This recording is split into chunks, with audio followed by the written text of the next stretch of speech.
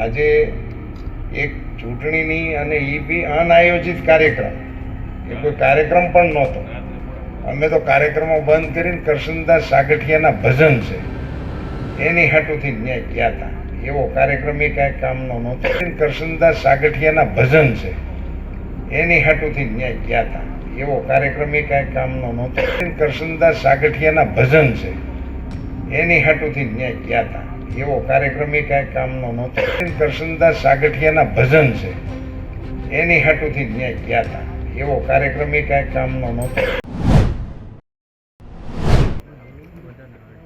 મિત્રો, મને એક વાતનો એવડો મોટો રંજ છે કે મારી જીભથી આ વાક્ય નીકળ્યું.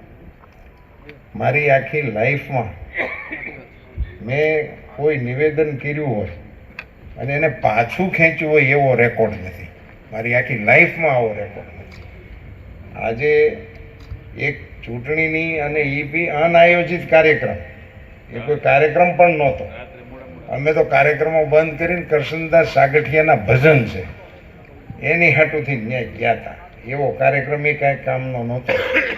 એમાં મારા થયેલા ઉચ્ચારણથી આજે મારી પાર્ટીને મારા કારણે સાંભળવાનો વારો આવ્યો.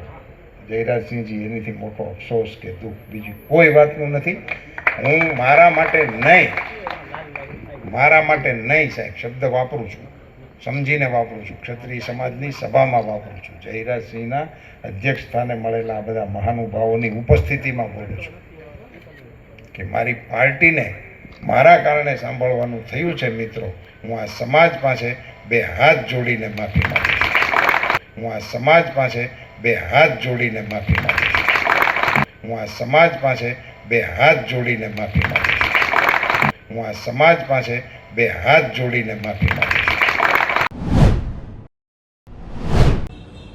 અજય વાણવી, સામાજિક કાર્યકર, વંથલી.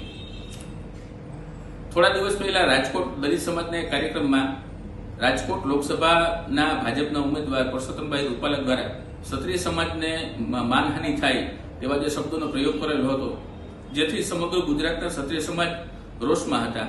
અને આ રોષને ઠાળવા માટે ગઈકાલે ગોંડલ ખાતે પરસોત્તમ રૂપાલાની માફીનો કાર્યક્રમ એક યોજાયો હતો. આ માફીના કાર્યક્રમમાં ક્ષત્રિય સમાજને વહાલા થવા માટે દલિત સમાજને ઉતારી પડવાના જે એના હાવભાવ અને જે વાણીવિલાસ હતો, એનાથી સમગ્ર ગુજરાતના અને સમગ્ર ભારતના દલિત સમાજની આસ્થાને, એની લાગણીને ઠેસ પહોંચી છે. મેં આજે વંથલી ખાતે લેખિત ફરિયાદ આપી અને પરસોત્તમ રૂપાલા વિરુદ્ધ એટ્રોસિટી એક્ટ મુજબ ગુનો દાખલ કરવા માટે અરજી આપેલી છે. અને આગામી 48 કલાકમાં જો ફરિયાદ દાખલ નહીં કરવામાં આવે તો નામદાર કોર્ટની અંદર હું ફરિયાદ દાખલ કરાવીશ. શું માંગણી તો એવી જ છે કે જો દલિત સમાજની લાગણી દુભાતી હોય અને ક્ષત્રિય સમાજની પણ લાગણી દુભાતી હોય, જે આ માનસિકતા છે, આવા માનસિકતા વાળા લોકોને રાજકોટ તો ઠીક છે પણ સમગ્ર ગુજરાતમાં ક્યાંય પણ લોકસભાની કે ધારાસભાની ટિકિટ ન ફાળવવી જોઈએ. જો ખરેખર ભાજપમાં દલિત સમાજ માટે થોડો પણ એક માનની લાગણી હોય તો ખરેખર આ